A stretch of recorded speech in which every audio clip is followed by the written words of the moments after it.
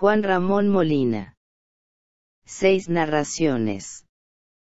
Genus Homo.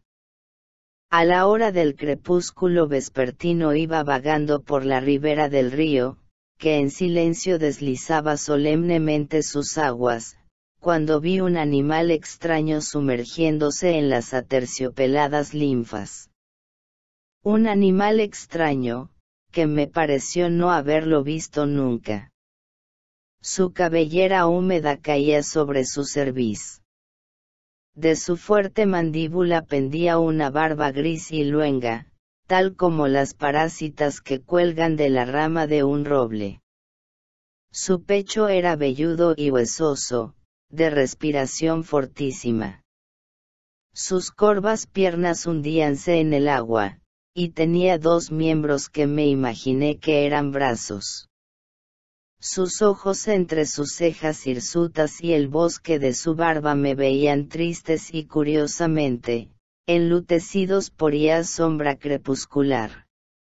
Sí, sus raros ojos inquietos me verán así, como si yo hubiese sido un animal extraño, más extraño que él. Sumergido en la fría corriente, aquel ser llamaba poderosamente mi atención. ¿A qué raza zoológica pertenecía? ¿Era originario del mar o de la tierra? Su voz sería el canto de un ave o el rugido de una bestia felina. ¿Era un ser fiero o dulce? ¿Comería carne cruda o hierba? ¿Era un animal nuevo en el planeta o acaso el perdido resto de un monstruoso período geológico, que se salvó de la última catástrofe diluviana? Estas preguntas iban haciéndome, envuelto en el claroscuro crepuscular, al alejarme por la ribera del río, que en silencio deslizaba solemnemente sus aguas.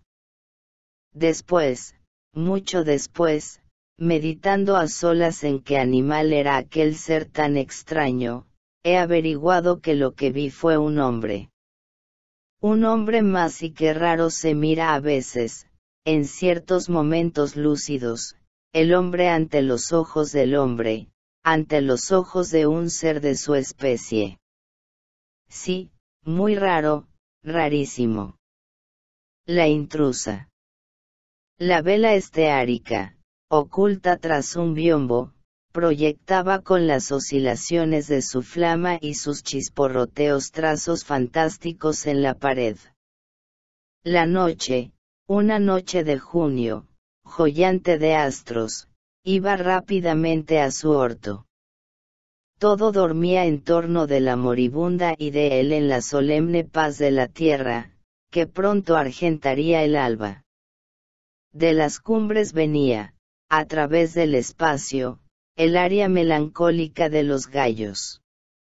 En el techo, desde las rendijas, los grillos chirriaban interminablemente, tal como en la noche milenaria del mundo, escondidos en el espeso follaje de las gigantescas coníferas.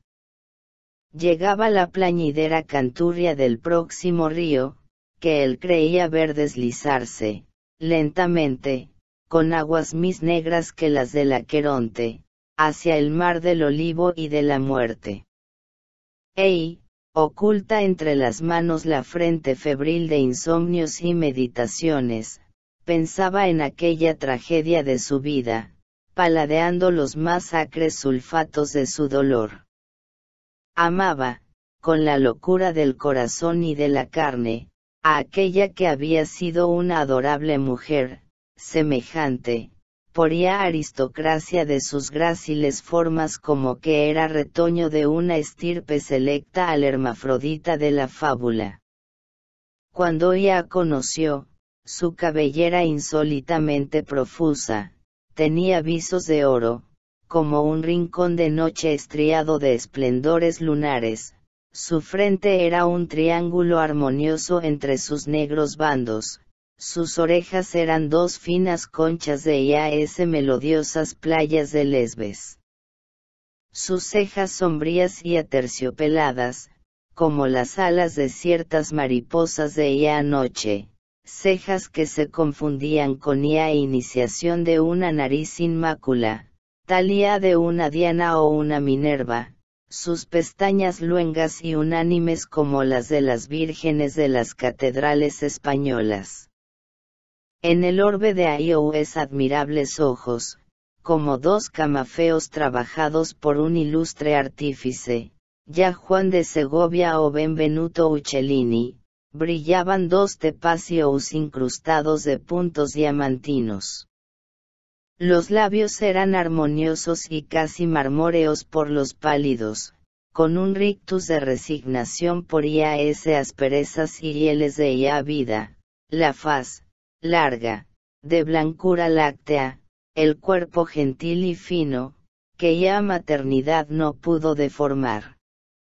Ias manos como ias de Juana de Aragón o ias de Ana Bolena, una de estas tendida aún a Aios siglos, desde ia región del misterio, Aios pies breves, rosas ias uñas, alto el empeine, mostrando el insigne abolengo de su prosapia.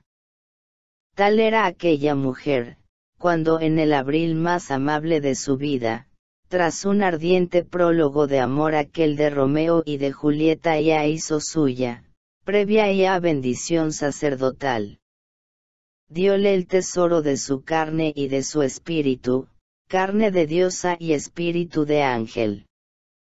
Puso algo de paz pradial en aquella alma huraña y taciturna, tal como la selva de Dante, algo de miel de égloga de aquel corazón, que tenía la inquietud y la amargura del mar, y fue ella, para aquel Prometeo mental, una dulce oceánide que le dijo palabras de consuelo y esperanza.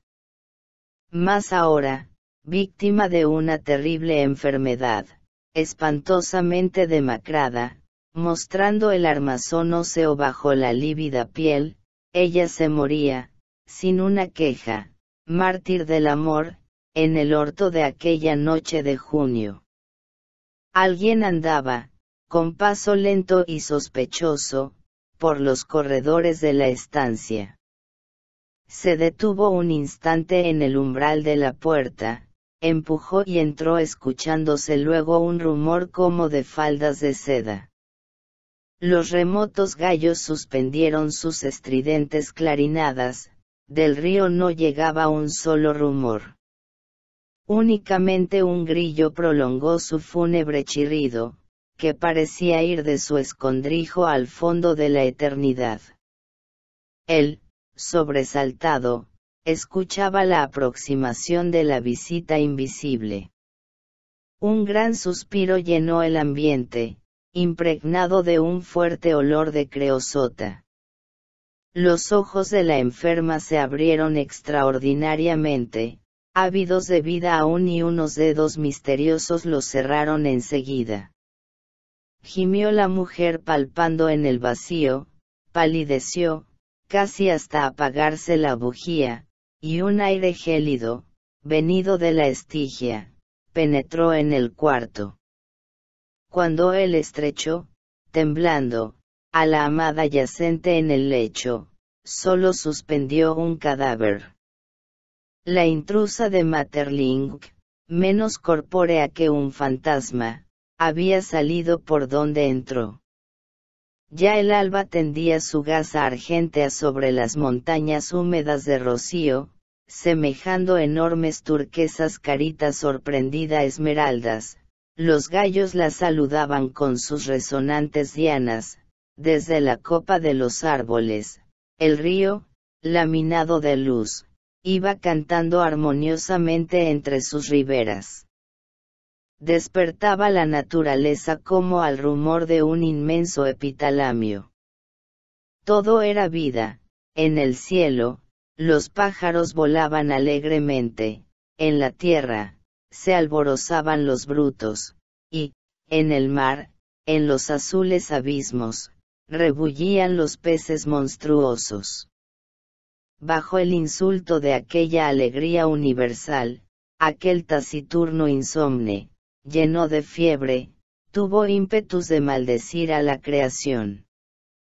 y 2 lágrimas, como 2 gotas de metal fundido, cayeron de sus ojos, rodando a la tierra indiferente.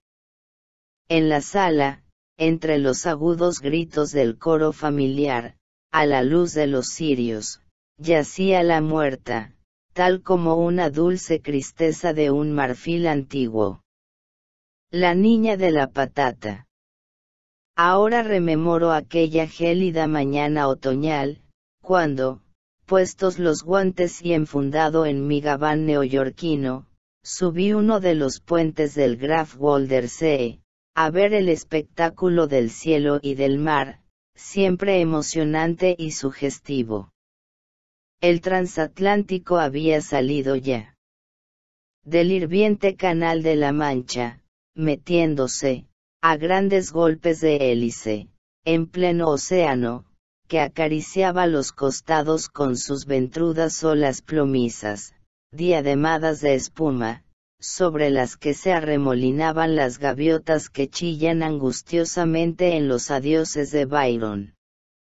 Sobre la febril inquietud marina, de la que emanaba un potente soplo de abismo, el cielo septentrional, de un gris ahumado, parecía estremecerse con el viento venido de la lejana y misteriosa región ártica, donde el frío, en esa hora, cincelaba los bloques de hielo que las corrientes arrastran al tumulto de las olas. Mas, en mi corazón, a pesar del extraño y soberbio panorama, hacía presa la nostalgia de los ardientes y luminosos mares del trópico.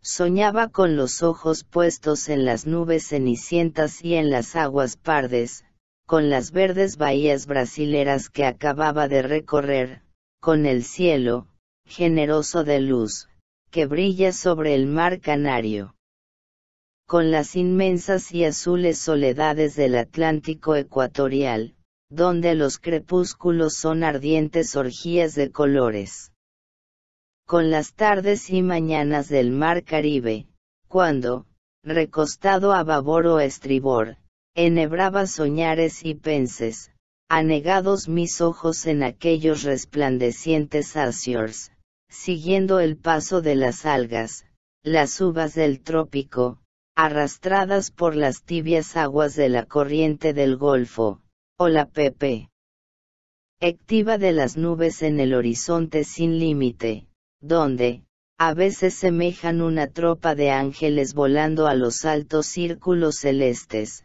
otras, arquitecturas de magia y espejismo.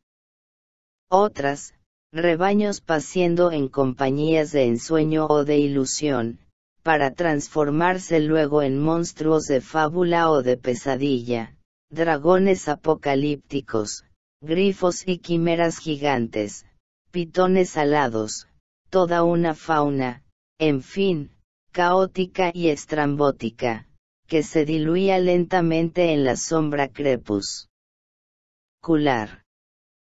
Iba, arañado por el frío, a refugiarme en el salón de fumar, cuando, por entre los huecos de las lonas que resguardaban el puente, apareció a mis ojos un espectáculo imprevisto. A proa, entre ruedas y cilindros de hierro, bajo la red de los cables embreados, apretábase un verdadero rebaño, todos los pasajeros de tercera, aldeanos, alemanes de barbas incultas, muchachas inglesas, de rostros secos y angulosos. Emigrantes de los dos sexos y de todas las regiones europeas del norte. Gentes, en fin, amontonadas allí por la fuerza, charlando en varios idiomas, calentándose con la aproximación, envueltas con el humo de las pipas, sufriendo los rigores de aquella cruda mañana, alimentadas como los cerdos, andrajosas y macilentas.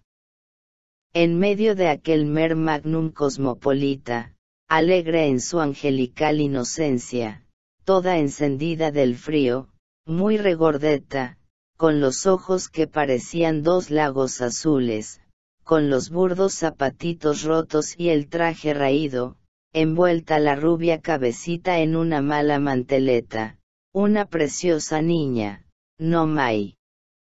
De 3 años, un lindo querubín entre aquella zoezampa, quería comerse una gruesa patata caliente y medio cruda, que acababa de tomar de un cubo próximo. Es probable que cualquiera de los marineros de a bordo le hubiese hecho ascos a aquel manjar. Pero la criatura tenía hambre aguzada por el frío, y se veía su afán de mordisquear el duro tubérculo. Así, con él en las manos, ni los querubines de Murillo son más graciosos que aquella amable y dulce pequeñuela entre aquella muchedumbre trashumante, a bordo de aquel transatlántico que la llevaba hacia las costas de América, inconsciente de su destino, feliz con su grosera patata, bajo el bor. Y a esos tili sobre los vórtices del océano. Una gran tristeza invadía mi corazón. ¿Cuál sería el mañana de esa deliciosa criatura? ¿Acaso, convertida en una linda mujer, alegrará con su tentadora juventud los grandes almacenes de New York o Chicago, inclinada sobre los libros de cuentas? O tal vez, atediada de su monótono trabajo, se resuelva a ser cliente de los cafés cantantes de Broadway, y beba whisky y fume, entre un círculo de calaveras, bajo la cruda luz de los focos eléctricos, al son de la música lasciva de la orquesta. O aguardará, pasada la medianoche, en el quicio de las puertas, trémula de frío, a los que vuelven a sus lejanos hoteles, ofreciéndose a ellos con el impudor de las busconas. O será carne de burdel en esas casas de citas, que trata de disimular el puritanismo angloamericano. Pero no, angelito de 4 años, flor de inocencia, inefable pequeñuela.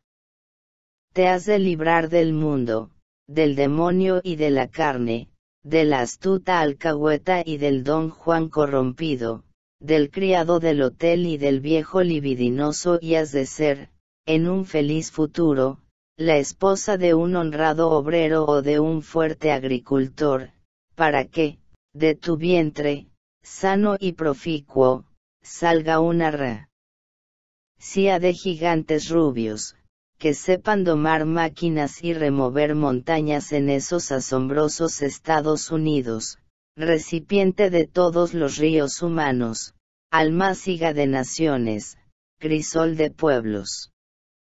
Tal desea este pálido viajero, este taciturno soñador, que en esta fría mañana otoñal, iluminó su noche interior con tu risueño amanecer, y gozó del perfume de tu infancia, y bebió el rocío de tus azules ojos, y derramó su angustiosa piedad sobre tu cabecita blonda, y te amó, en un fugitivo momento de su vida, bajo el plomizo cielo septentrional, entre la áspera vocinglería de las olas del Atlántico. Un entierro.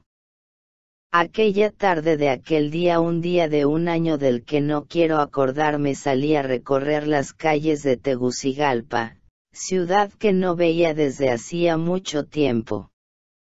Caía una lluvia fina, monótona y desesperante, mojando los tejados de las casas, las ruinosas aceras sin nivel, las calles empedradas con guijarros, esos guijarros puntiagudos que me hacen pensar en horribles galopes de caballos con herraduras y en carretas chillonas rodando sobre ellos. Crucé el puente, aletargado sobre el río, y recorrí varias calles desiertas, presa ya de un hastío sin límites, que me traía a la memoria recuerdos melancólicos y fúnebres. Los tejados de algunas casas doblegábanse bajo el peso de un siglo, de aguaceros, amenuando la cabeza de los transeúntes. Algunos redondos postigos abiertos por casualidad, me veían al paso, como si fueran grandes ojos oscuros sin expresión. Pasaban casa y más casa, aceras y más aceras, callejones estrechos, calles desoladas, ventanas conventuales, tejados oblicuos. Todo bajo aquella llovizna interminable que caía del fondo del cielo nebuloso, sobre la ciudad muerta, con la abrumadora constancia de que no había de suspenderse nunca. Al pasar frente a los almacenes pude fijarme en uno que otro. Polvosos estantes llenos de cajas de cartón, simétricamente alineadas, conteniendo sin duda encajes antiguos, sombreros de maricastaña, géneros inverosímiles y dijes parisienses del año 50. Todo indicaba falta de movimiento, de comercio, de actividad. En el fondo de las tiendas, 2 o 3 viejos amigos, de barbas descoloridas y ojos apagados, hablaban sin duda de probables matrimonios, de la pobreza del país, tal vez de política. En los mostradores, entre la clásica vara española de medir telas y las balanzas inválidas de pesar especias, dormitaba algún dependiente de chaqueta con pretensiones a lechuguino, o asomándose a la puerta, me seguía por largo tiempo con ojos curiosos e imbéciles. Y aquella lluvia, aquel polvillo blanco caía sobre la ciudad, armonizaba del todo con aquellas calles torcidas, heladas y desiertas, con aquel ambiente húmedo, poblado de bostezos, con aquellas casas antiguas, con aquellas aceras carcomidas, con aquellas gentes soñolientas. Una angustia inmensa invadía mi corazón, y probablemente hubiera echado a correr, si a la vuelta de una esquina no me encuentro con varios hombres vestidos de trajes negros, agrupándose a la puerta de una casa de aspecto triste. Iba a seguir mi camino, huyendo de ellos, cuando alguno me presentó una vela esteárica e inconscientemente me vi incorporado a un cortejo fúnebre.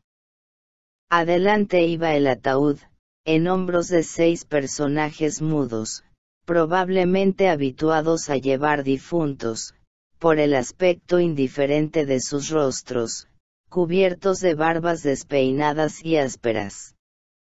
Atrás, sin guardar ningún orden, por pelotones, caminaban los demás invitados, con aires imperterribles, haciendo sonar sus zapatos acompasadamente sobre el húmedo empedrado. Y mientras íbamos así, bajo aquella llovizna interminable, tras aquel ataúd que encerraba un difunto cuyo nombre no sabía yo, ni pronunciaba a mi lado ninguno, las campanas de la parroquia doblaban lentamente, con unos dobles agonizantes, llenando la helada atmósfera de quejas y de tristeza. Infinita mi corazón. Caminábamos como una procesión de idiotas o de sonámbulos, sin dirigirnos la palabra, sin volver la cabeza a ningún lado, sin pensar en la vida, ni en la muerte, ni en nada, en dirección al cementerio, tras aquella caja negra que llevaban aquellos hombres extraños. ¿Cuánto tiempo duró aquel viaje casi fantástico? No lo sé, tan olvidado iba de mí entre aquellos espectros. Por mi parte hubiera querido que no terminara nunca, que siguiéramos caminando así por muchas horas más, recorriendo calles sin término, bajo aquella llovizna eterna, oyendo a lo lejos los dobles lentos y pausados y lentos de las campanas. Cuando pude darme cuenta de mi situación, estaba en el camposanto, viendo sacar a un sepulturero de cara salvaje, grandes paletadas de esa horrible tierra roja y abetunada de nuestros alrededores, cuya vista me daña intensamente los nervios. Los fantasmas, mis compañeros del cortejo fúnebre, se acercaron a la huesa mirando con ojos inmóviles y soñolientos, cómo iba el cajón descendiendo al fondo de ella. Y cuando todo terminó a la borrosa claridad del crepúsculo de aquella tarde indescriptible, se marcharon con caras indiferentes los que quedaban, bajo aquella llovizna lenta, interminable, eterna, olvidándose del amigo enterrado en aquella tierra roja, en aquel barro pegajoso, en aquel betún color de sangre, que me hizo pensar por mucho tiempo en cementerios sembrados de frescos y elegantes cipreses y en sepelteres cubiertas de flores y bañadas de alegre sol. La muerte de Dionisio. No está en lo cierto el gran Sófocles al asegurar que Dionisio, el viejo y neurótico tirano de Siracusa, murió de alegría, ni tampoco otros buenos historiadores, cuando dicen que murió envenenado por su hijo, que ambicionaba el trono. Dionisio entregó el alma a Plutón de una manera extraña. Ahora oíd la leyenda que contiene un antiguo pergamino encontrado en una empolvada biblioteca de las ciudades del sur de Italia. Dionisio regalaba con un magnífico festín a Dion, uno de sus ministros y generales más temibles, que había puesto terror a los escuadrones cartagineses. El déspota era espléndido y caprichoso. Gustaba de reunir hombres célebres e ilustres alrededor de su mesa, para que lo tuvieran como protector de las artes y de la filosofía. Allí estaban esa noche Platón, Filisto, Damocles, Tosio, Fabricio, Cinias y otros muchos griegos y cartagineses, todos ellos filósofos, pintores, músicos y poetas. El banquete tocaba a su fin. La música embriagadora de las hetairas hinchaba el cálido ambiente del salón. Cubierto con mullidas alfombras de cachemira y adornado con opulentas velas de tiro. Reía la luz de las antorchas en las armoniosas y desnudas estatuas, salidas del mágico cincel de Fidias, en delicados cuadros de Melanto y en las soberbias obras de Apalas, y el sueño invisible empezaba a coronar de adormideras las cabezas de los convidados. Dionisio era feliz en aquel momento porque se encontraba borracho ya.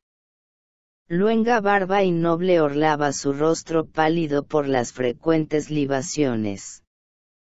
Era tan encendida la púrpura de su manto, que parecía que acababan de sumergirlo en un baño de sangre. Descansaba su corona de oro sobre un trípode cercano, y la pulimentada calva de marfil resplandecía bajo el riquísimo techo, de donde colgaba una fulgurante espada de acero, amenazando a los comensales. Habló el rey, sonriéndose estúpidamente: no podéis quejaros de mí, buenos amigos. Artista y filósofo soy, y por eso os tengo tanto aprecio y estima. No es cierto lo que digo, Platón. Os he obsequiado con toda la delicada volatería del Ática, y con los más añejos vinos de Chipre y de Tenedos, en ánforas salpicadas de áureas estrellas. Tú, Filisto, mi cronista, lo puedes asegurar. Y tú, Damocles, medroso Damocles, no estás esta noche contento del gran Dionisio. Si hubieras tenido más valor, la felicidad sería tu esclava. Te senté en mi trono, te hice adorar por mis guardianes, fuiste un monarca como yo durante algunos días, y renunciaste a todo esto por no tener sobre ti esa espada que cuelga sobre nosotros. Todos los invitados alzaron los ojos, viendo la terrible espada prendida al extremo de un hilo, temblorosa y resplandeciente. Y él continuó: esto nos prueba, amigos, que la fortuna está amenazada de continuo por la desgracia, y que no siempre se es tan feliz como el rey Giggs. Como tú, Platón, yo soy algo filósofo. Y no solo filósofo, sino músico y poeta. En Atenas haría furor con mi lira, y esta misma noble y orgullosa Atenas, no ha mucho que premió una de mis tragedias, en las fiestas. Yo, el arte. En estos momentos oyéronse unos ayes que llenaron de estupor a la reunión. No os asustéis, dijo Dionisio. Son unos prisioneros que he mandado a ejecutar. Me estorbaban. Mañana acabaré con los cabecillas de la última conspiración de Siracusa. Los más comprometidos tomarán cicuta, y los otros al destierro. Y no es que sea feroz ni sanguinario. Soy clemente y accedo a todo. A Calístenes lo hice ahogar en un tonel de vino, le gustaba mucho, sobre todo el Falerno. Heracles era partidario de los átomos, por eso lo mandé a cortar a pedazos. Y Tedón. Y el pobre decía que por el olfato se puede alimentar al hombre. Para hacer un ensayo, lo encerré en un jardín amurallado y a los 7 días se murió de hambre, de pura hambre, a pesar del aroma de las flores. Dionisio llevó con mano torpe a sus labios la postrimera copa de Falermo, desplomándose completamente ebrio sobre el triclinio. Agonizaba la luz de las antorchas, dejaron de vibrar las liras y una semioscuridad invadió la sala del festín. De repente la espada retorcióse como si tuviera vida, cayendo sobre la mesa y ondulando, serpiente de fuego, después de lanzar un silbido siniestro. Un grito de horror se escapó de la boca de los convidados, y sus semblantes se pusieron ívidos al reflejo trémulo de las antorchas. El reptil serpeó entre las ánforas y las fuentes de plata, lanzándose sobre la cabeza del tirano e hincando en ella sus colmillos. Enderezóse Dionisio rugiendo para caer enseguida inerte sobre la alfombra, en tanto que la fantástica culebra desaparecía en una de las sombrías esquinas del salón. Cuando llegaron los áulicos y los guardias, el rey yacía muerto sobre la alfombra de cachemira, estrujando bajo la espalda su soberbio manto purpúreo, semejante a una fresca degollación, de donde surgía resaltando su cabeza pálida, bajo el bosque de los brillantes sables desenvainados en lo alto de las antorchas traídas por los esclavos atónitos. La renuncia del escribiente. Capítulo olvidado de una novela perdida. Cuando José Ángel entró a la oficina eran las 9:15 de la mañana. Llegaba, como siempre, más tarde de la hora reglamentaria, las 9. El portero, un vejete seco y patizambo, llena la cara de arrugas desde tiempo inmemorial, le siguió con una larga mirada de reproche, casi rencorosa. Y llegar tarde un escribiente que ganaba 35 pesos al mes, tan mal visto por el secretario. ¿Había mayor crimen? No, no podía haberlo, y no se explicaba por qué no era despedido. Él, muy al contrario, era puntual limo. Antes de las 9 oíase su tos asmática en los corredores del edificio municipal. Abría poco después, con mucho ruido de cerrojos, las pesadas puertas de la oficina. Barría luego la vieja alfombra de cáñamo, gastada por el ir y venir de muchas generaciones de empleados, sacudía, manejando con calma el inútil plumero, el polvo de las sillas, iba a la cercana fuente del patio, un patio estéril como una roca, a llenar de agua fresca el cántaro. Regresaba con él trabajosamente, mientras el líquido salía furtivamente por algún agujero invisible, lavaba, metiendo adentro sus dedos huesosos y sucios, el empañado vaso de cristal, en cuyo fondo, durante algunas semanas, se depositarán los sedimentos de las heces. Y por fin, como término de sus afanosas y matinales tareas, llegábase a la mesa del señor secretario, como él decía invariablemente y con el mayor respeto, a ponerla en orden. Los papeles, notas y expedientes, eran arreglados con suma parsimonia. Reglas y los lápices, estos cuidadosamente tajados, ocupaban su respectivo lugar, al alcance de la mano, y el tintero, lleno de un líquido negruzco y espeso, recibía una prolongada frotación con un pedazo de franela roja. Él sí trabajaba, él sí merecía su mezquino sueldo mensual, que el gobierno nunca le pagaba con puntualidad, y no aquel muchacho loco, que siempre llegaba tarde, y que se pasaba las horas de oficina rubricando su firma, caricaturando a los demás empleados o fumando cigarrillos. Decididamente, seguía reflexionando el viejo, ya era tiempo de que le quitaran el empleo. El joven que acababa de entrar, sin fijarse siquiera en él, depositó su sombrero en cualquier parte, sentándose enseguida frente a la mesa que le correspondía. Púsose a hojear negligentemente linos papeles, examinó después su pluma, y luego, extendiendo las piernas y recostándose en el respaldar de la silla, recorrió con la mirada el salón cubierto de un antiguo tapiz con dibujos de flores. Conocíase que le importaba muy poco que el secretario, que, en el fondo de la pieza, en una especie de entrada, alegaba con unas mujeres y un policía, echara de ver que había llegado otra vez tarde, a pesar de las repetidas advertencias.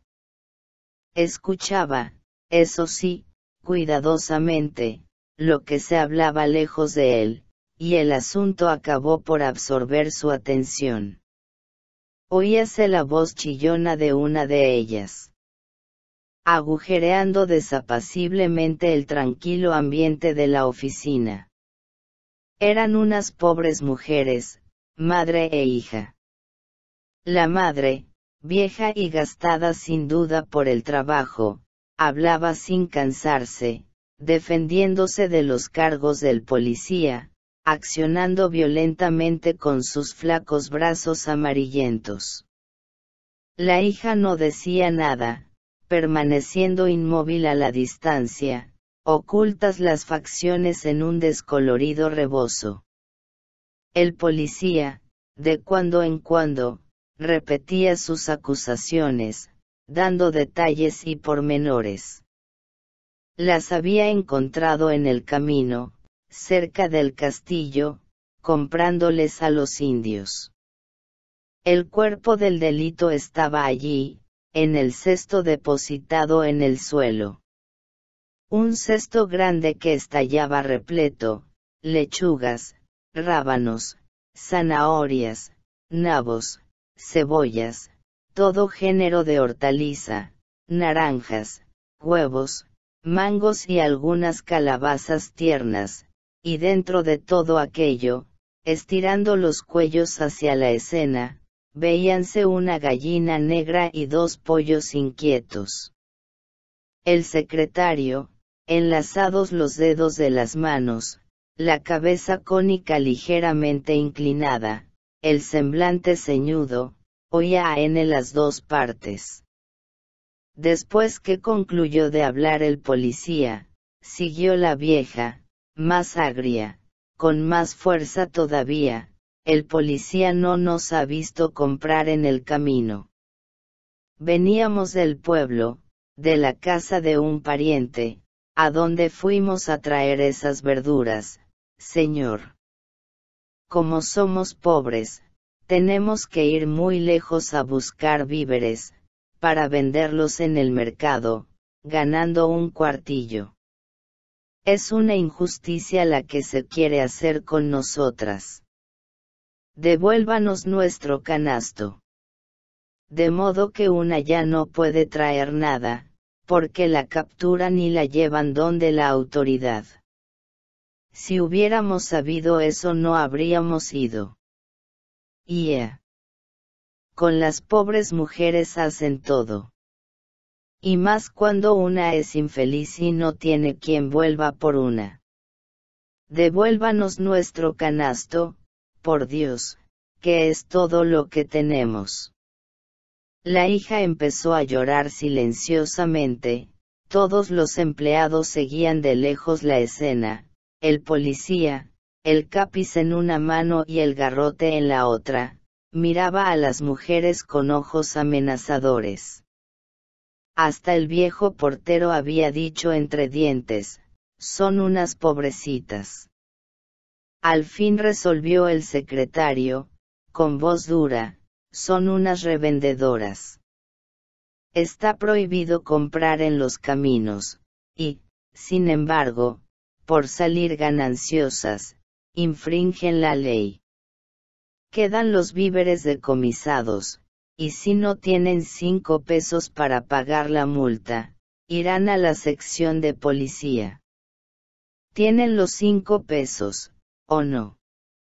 José Ángel, al oír aquella sentencia, palideció intensamente, se mordió los labios y se le vio un como ímpetu de acudir en auxilio de las infelices mujeres, que rompieron a llorar. ¿Tienen los 5 pesos, o no? No, ¿verdad?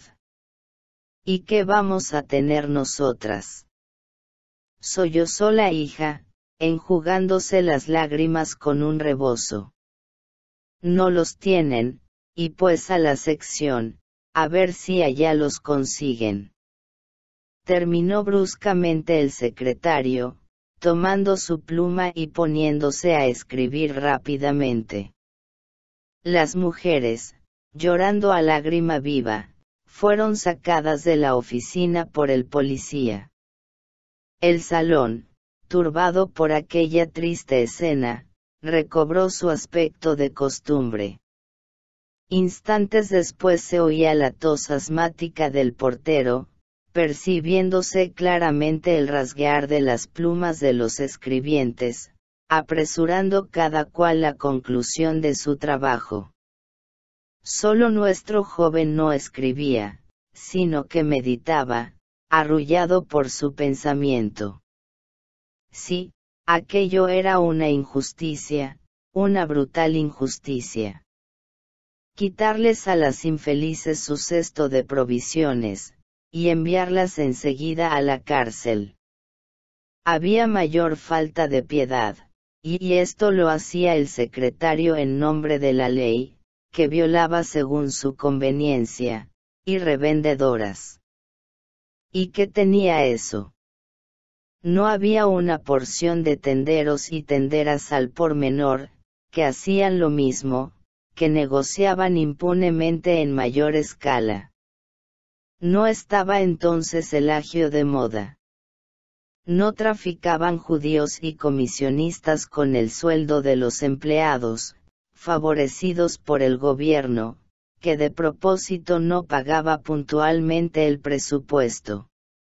Eso era 1000 veces peor, porque empobrecía la nación, arruinaba a todas las familias, precipitaba en la miseria a muchos infelices. Ellos, los agiotistas, no iban a la cárcel, no irán nunca. Antes bien se les veía con toda clase de consideraciones, se les rendía pleito homenaje, mezclábanse, siempre con provecho, en los asuntos financieros de la nación, explota a su gusto el desbarajuste económico. Se enriquecían de la noche a la mañana, paseando su soberbia en coches espléndidos, viviendo opulentamente, embargando las fincas rústicas y urbanas, creando un malestar indefinido a las masas sociales, que presentían ya la bancarrota del país. En cambio, los infelices, los desheredados de la fortuna, los que buscaban un miserable lucro en negocios de ínfima cuantía, iban siempre a la cárcel, de donde no salían sin pagar multas exorbitantes para su miserable patrimonio. ¡Cuánta injusticia! ¡Cuánta falta de piedad! Así, meditando, se acordó de lo que había visto en la oficina desde 6 meses, cuando por recomendación de una persona de influjo, había entrado en ella a servir un humilde puesto de amanuense. El jefe era un hombre ignorante, lleno de prosopopeya, que faltaba mucho. El secretario un majadero, que se había eternizado en el puesto y que escribía artículos deplorables para los periódicos, sus compañeros unos pobres diablos, que desde hacía años se habían convertido en ostras de aquella roca oficial. El portero, un viejo inútil, medio asmático y reumático, que se pasaba las horas durmiendo. Y luego las intrigas inevitables, los chismes de unos con otros, aquel trabajo embrutecedor de escribir notas y más notas, miserablemente remunerado. Las injusticias, las reprensiones diarias, las miserias de aquella vida monótona sin horizontes, sin ideales, sin un cambio que le hiciera esperar una existencia más de acuerdo con su carácter. De pronto se puso a escribir febrilmente, secó lo trazado, y se dirigió a la mesa del secretario, el cual continuaba en su tarea de llenar pliegos y más pliegos. Largo rato se estuvo aguardando con la mano izquierda sepultada en uno de los bolsillos del pantalón y en la derecha una foja de papel de oficio. Al fin el secretario levantó la cabeza, miróle de arriba abajo con sus oblicuos ojos verdes, y dijo en tono breve, ¿qué quería? Que me ponga el visto bueno al pie de este recibo. Es de octubre. Como hoy es 1 de noviembre, y como pienso retirarme de la oficina. Se va. Y sonrió burlonamente. Sí, me voy. No pienso seguir empleado aquí. ¿Le han nombrado jefe político de algún departamento o le han dado una cartera? Tal vez, pudiera suceder. Lo que quiero es que me ponga el visto bueno. Está bien. Pero después no venga a pedir otra vez el empleo, porque no se le dará. No vendré, esté seguro. Así dicen, y luego vienen con súplicas y molestias, no vendré. El secretario leyó el recibo, púsole enseguida el visto bueno, y continuó escribiendo sus interminables comunicaciones. José Ángel tomó enseguida su sombrero, despidiéndose con brevedad de los demás amanuenses, que no salían de su asombro. Salióse a los corredores de la oficina, seguido por el portero, que al enterarse de su resolución, había movido de un lado a otro la cabeza, tercamente, obstinadamente, como desaprobando aquel paso brusco, a pesar de las ganas que tenía de que se fuera. Ya en la calle, José Ángel se dirigió a la plaza de armas. Eran las 10 de la mañana, una alegre mañana de sol, que reía sobre los cinails y amarillentos edificios coloniales, sobre las carcomidas baldosas, rociando de oro los árboles del parque. Frente al palacio del ayuntamiento, una banda de músicos tocaba un aire militar a la cabeza de un batallón, que pasaba revista a los ojos de una porción de desocupados. Iban y venían los jinetes, caracoleando en sus corceles, excitando la muda admiración de los palurdos, sonando sus espadas en los estribos de metal.